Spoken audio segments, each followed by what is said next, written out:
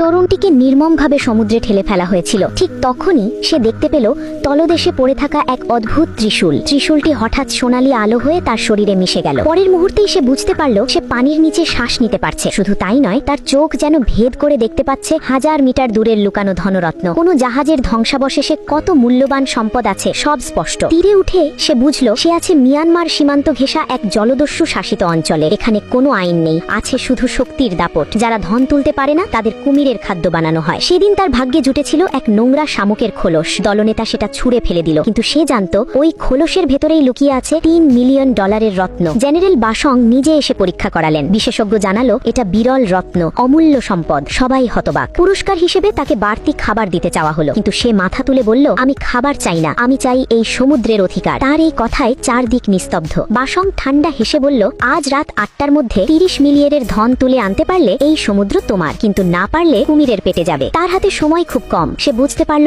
অগভীর জলে এত সম্পদ নেই, কিন্তু গভীর জলে আছে শত বছরে ডুবে থাকা সোনাবাহী জাহাজ। তাকে ইলেকট্রোম্যাগনেটিক হাতকড়া পরিয়ে গভীর সমুদ্রে নামানো হলো। তলদেশে নেমে সে দেখতে পেল অসংখ্য সোনার ইট, মুক্তা আর প্রাচীন শিলমোহর। শুধু একটি শিয়ামি সিলই 30 মিলিয়নের সমান। আর তখনই সে টের পেল ত্রিশূলের ভেতরে আছে এক গোপন ভান্ডার, যেখানে সে চাইলে সব লুকিয়ে রাখতে পারে। সে অধিকাংশ সোনা নিজের গোপন স্থানে রেখে সামান্য অংশ নিয়ে তীরে ফিরল। তীরে উঠে দেখে লোকজন প্রস্তুত, সময় প্রায় শেষ। কেউ বলছে ও পালিয়েছে, কেউ বলছে বোতাম টিপে উড়িয়ে দাও। ঠিক তখনই অন্ধকার থেকে সে এগিয়ে এলো।